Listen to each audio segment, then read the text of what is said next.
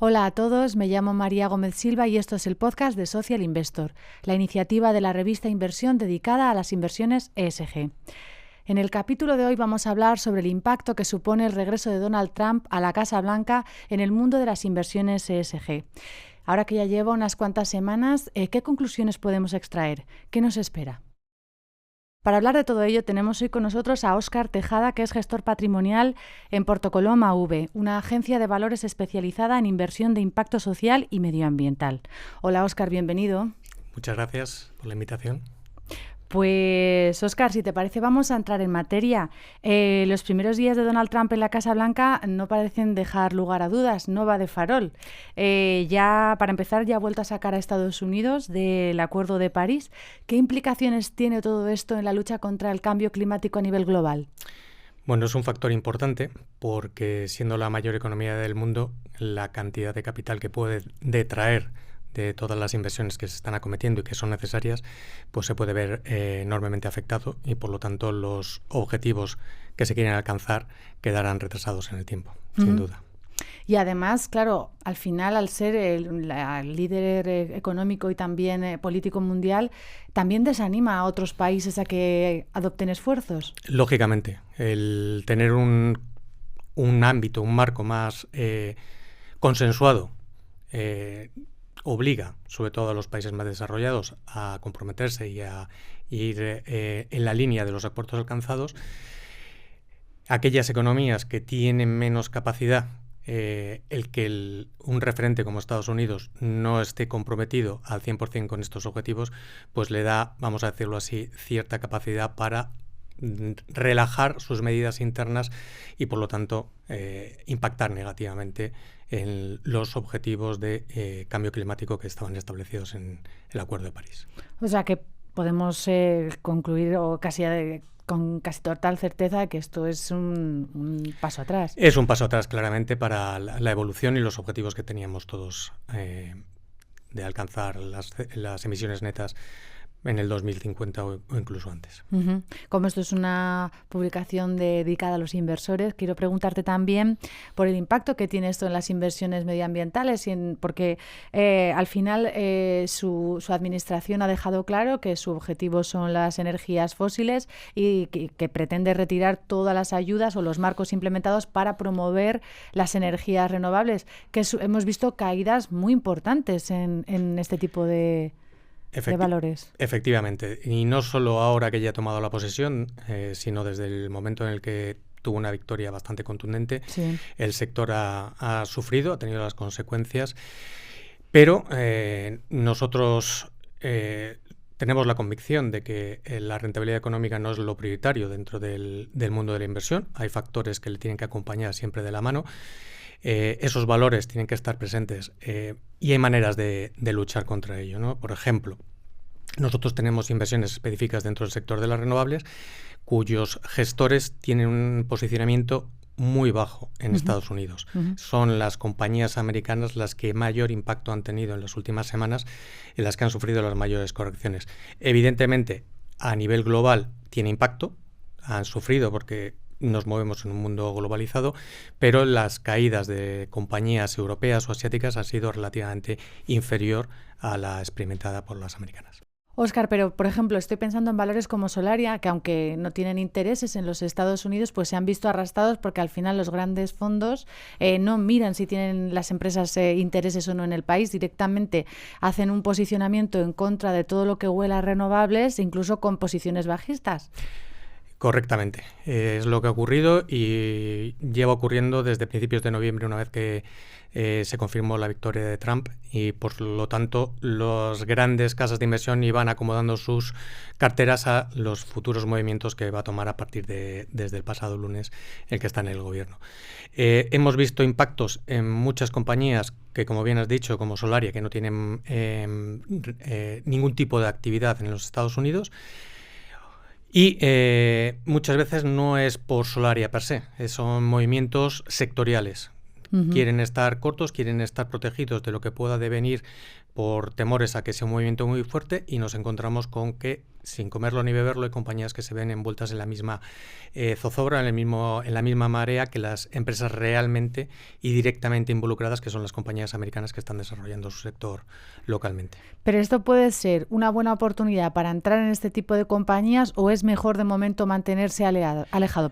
Puede ser una oportunidad buena de entrada porque están dando precios razonables, pero hay que tener en cuenta que esto no es una ola, es una marea, y podríamos tener todavía consecuencias de mayor duración. Quizá no como implique directamente caídas adicionales, pero sí que la compañía o la cotización pueda estar un poco lacónica durante un tiempo. Uh-huh. Si bien hay expertos que dicen que al final, pues Trump en su primer mandato en la Casa Blanca, pues las energías renovables crecieron durante ese mandato y que además, pues muchas regulaciones dependen de los estados y que al final el gobierno federal, pues no tiene tanta mano para hacer todo lo que quisiera. ¿Crees que esto en este segundo mandato, en este Trump 2.0, se va a poder repetir o crees que esta vez está muchísimo más decidido?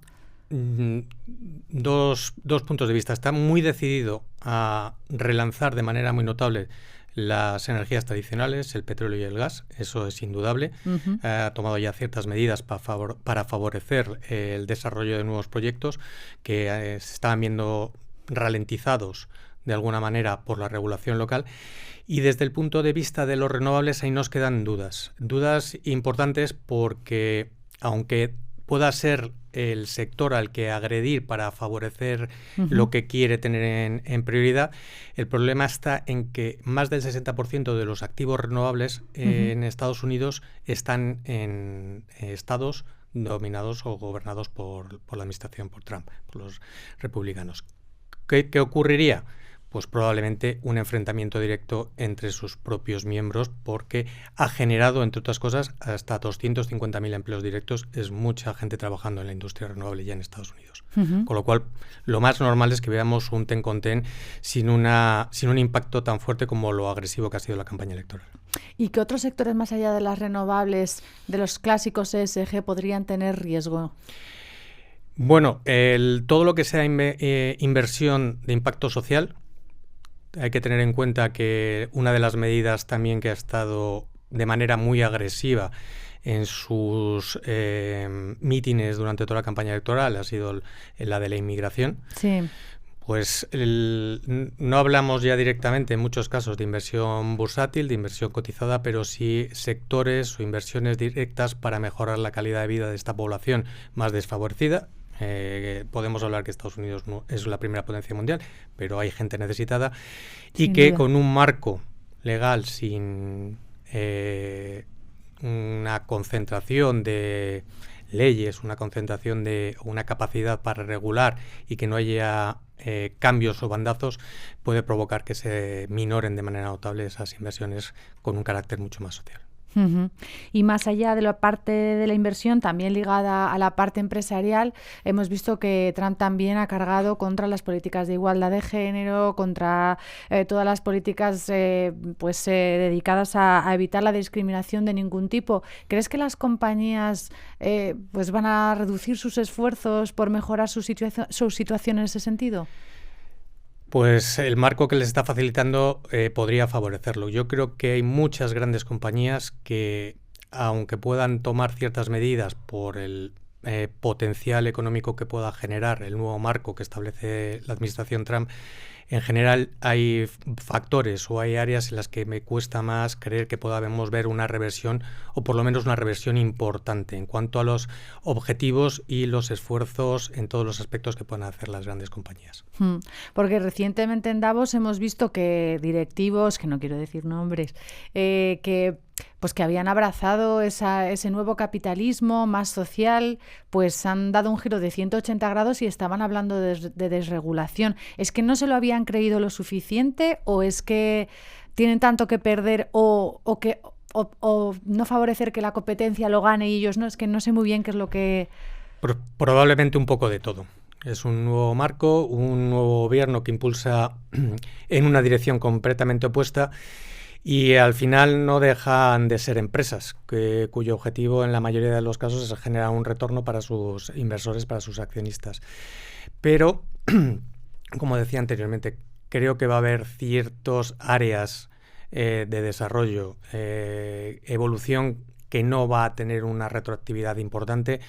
No creo que desde hoy todas las políticas de igualdad desaparezcan de grandes corporaciones como pueda ser Apple o Microsoft, por dar algunos nombres de las que estuvieron abanderando.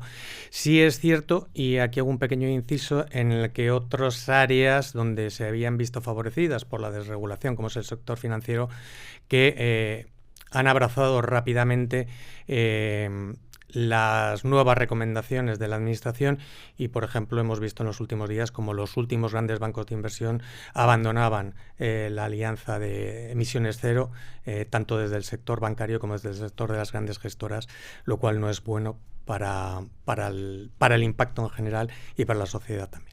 Es que además los bancos habían sido uno de los grandes sectores que habían abrazado el Net Zero. O sea, hemos visto como a nuestro buzón como periodistas nos llegaban notas de prensa de día sí día también, tal entidad abraza el Net Zero y ahora de repente, ¡pum! Sí, había... ¿Era greenwashing? No, es que...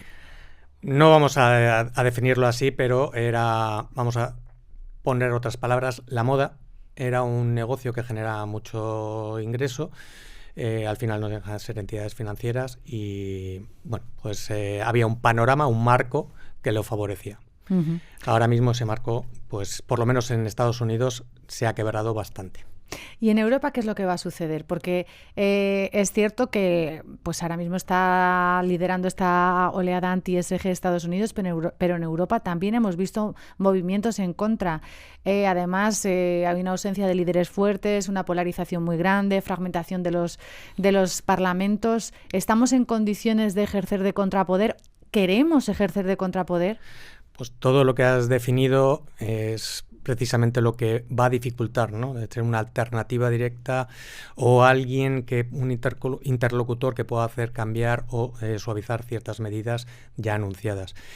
Europa en estos momentos, sin una economía líder, sin las dos economías que dirigían el viejo continente, pues lo tiene bastante más complicado. Es verdad que además la legislación en Europa ha ido bastante más allá de lo que había ido en Estados Unidos y por lo tanto tenemos un marco legal más estructurado y desde un lado le va a costar más a las empresas abandonarlo, hay normas que acatar y por lo tanto, se van a encontrar que en ciertos ámbitos, sobre todo en los áreas de negocio internacional, donde puedan estar en ciertos momentos en desventaja con las compañías, los grandes bancos de inversión americanos, que no van a tener esas limitaciones que nos autoimponemos en pos del bien de todos, ¿no? De lograr esos impactos sociales y medioambientales a medio y largo plazo.